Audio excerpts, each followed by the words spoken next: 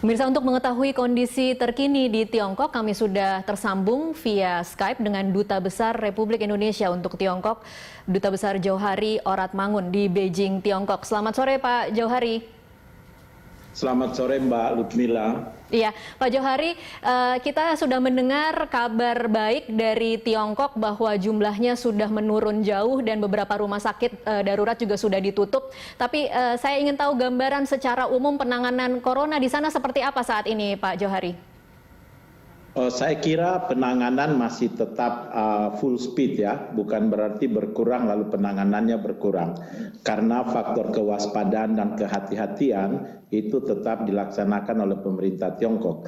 Memang yang disebutkan tadi itu adalah penutupan rumah sakit sementara yang pada saat kritis kemarin khususnya di kota Wuhan dan provinsi Hubei itu diadakan. Jadi sudah ada 16 yang ditutup. Nah, kalau menurut hemat saya, keberhasilan penurunan sekarang sudah 7 provinsi yang bebas, jadi sudah zero yang terjangkit COVID-19 di sana. Itu keberhasilan itu karena dua hal. Pertama itu antisipasi medis dan yang kedua itu antisipasi sosial. Jadi misalnya antisipasi medis itu dengan menyiapkan rumah sakit, lalu kemudian memobilisasi ribuan dokter dan ribuan perawat-perawat khususnya ke daerah epicentrum di Wuhan dan Hubei, lalu penelitian untuk obat-obatan, lalu kemudian memperketat pemeriksaan kesehatan, baik itu di bandara, di stasiun, perumahan, pasar, pertokoan, mal, dan mewajibkan tentunya di daerah-daerah yang penyebarannya itu tinggi waktu orang memakai masker. Sementara yang antisipasi sosial itu pengumuman secara terus-menerus baik oleh pemerintah pusat, pemerintah sentral di Beijing maupun pemerintah di masing-masing provinsi dan masing-masing kota, bahkan seperti di kita RT RW begitu. Pengumuman mengenai aspek pencegahan, event-event yang sifatnya besar itu kemudian dibekukan, lalu meliburkan sekolah. Sekarang sekolah sudah buka dan universitas lain juga, tetapi semua itu dengan online saat ini. Nah, itu kurang lebih, dan masyarakat disiplin menjalankan semua yang dianjurkan baik oleh pemerintah pusat, pemerintah daerah maupun oleh RT RW. Jadi ada usaha komunitas bersama begitu. Baik, mudah-mudahan memang bisa didengar juga dari pemerintah di Indonesia untuk kemudian dijadikan contoh apa saja yang harus dilakukan berkaca dari apa yang terjadi di Tiongkok ya Pak Johari. Tapi untuk Wuhan sendiri Pak Johari, sempat ditutup, apakah saat ini sudah dibuka kembali atau seperti apa perkembangannya Pak Johari? Oh, belum dibuka, masih tetap statusnya ditutup. Kita berharap supaya segera bisa kembali dibuka. Tetapi di sana kan di Provinsi Hubei dan Wuhan kan masih ada sekitar 13 ribuan yang terjangkit. Dibanding memang 1 minggu yang lalu saja itu penurunan drastis dari 20 ribuan menjadi 13 ribuan. Jadi ada pengurangan itu sekitar 1.500 sampai 2.000 per hari. Nah, ini kondisinya karena itu Wuhan masih ditutup. Wuhan itu ibu kota dari Provinsi Hubei. Tapi memang sudah ada sedikit relaksasi di sana. Tetapi tetap saja masyarakatnya menahan diri dan tetap tinggal di apartemennya masing-masing. Kebutuhan logistik dipenuhi sepenuhnya oleh pemerintah, jadi ada beberapa toko yang buka atau didistribusikan, jadi pemesanan online lalu diantar. Itu yang ada di Wuhan. Dan kemudian dokter-dokter dan tenaga-tenaga perawat yang tadinya terkonsentrasi di sana, sebagian beberapa waktu yang lalu sudah kembali. Baik, Pak Johari, terakhir kalau untuk di Tiongkok sendiri, apakah kemudian aktivitas masyarakat baik itu perekonomian maupun sekolah, universitas, pemerintahan, apakah benar-benar kembali normal atau masih ada pengurangan aktivitas di luar? Aktivitas-aktivitas di luar itu sudah mulai dibuka, khususnya di daerah bukan di Wuhan dan Hubei.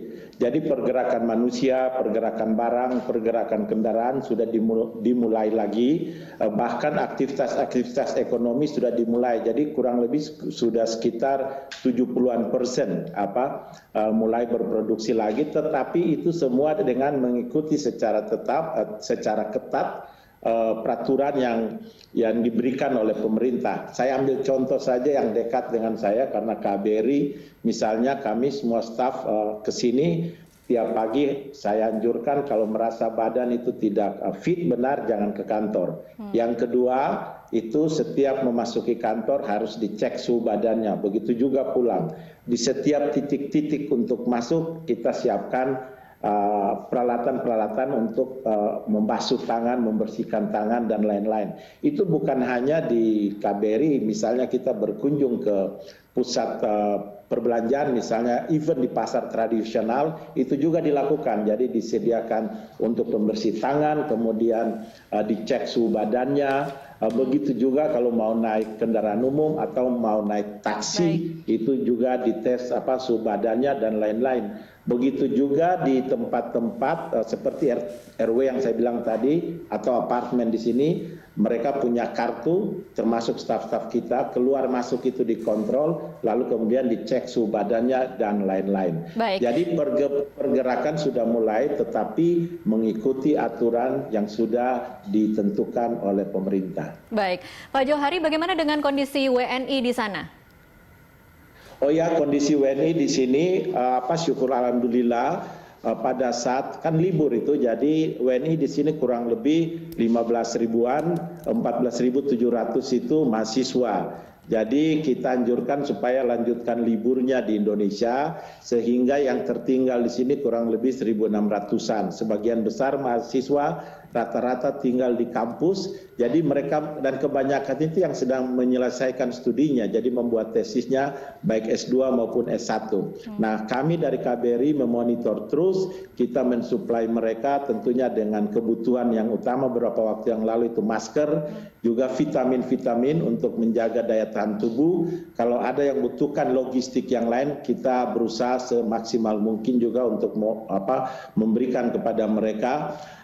Dan syukur alhamdulillah itu mereka semua dalam keadaan sehat, termasuk kami juga di KBRI semua dalam keadaan sehat. Baik, Pak Johari, apa dampak dari corona yang ada di Tiongkok terhadap hubungan dagang dengan RI? Kita tahu ada beberapa komoditas yang sebenarnya diimpor dari Tiongkok, kemudian saat ini tidak bisa masuk ke Indonesia.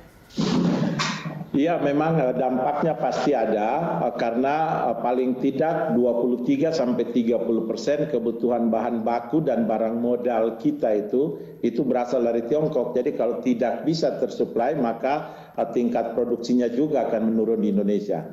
Banyak prediksi menyebutkan bahwa tingkat pertumbuhan ekonomi pada kuartal pertama sekarang di Tiongkok akan berkurang 1-2%. Kalau ini berkurang 1-2%, itu dampaknya ke kita kurang lebih 0,3%. Nah, mengantisipasi ini, kemarin kita mengadakan video conference dengan pelaku-pelaku stakeholders, pelaku-pelaku bisnis Indonesia dan Tiongkok di Jakarta. Kita melakukan video conference untuk mengantisipasi sekaligus melakukan plan of action, langkah-langkah strategis untuk mengantisipasi ke depan.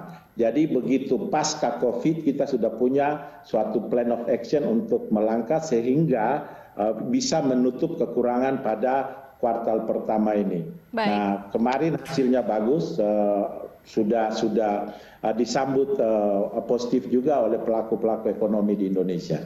Baik, terima kasih Pak Johari untuk informasinya tentang kondisi terkini di Tiongkok. Pemirsa, itu tadi Duta Besar Republik Indonesia untuk Republik Rakyat Tiongkok, Johari Oratmangun.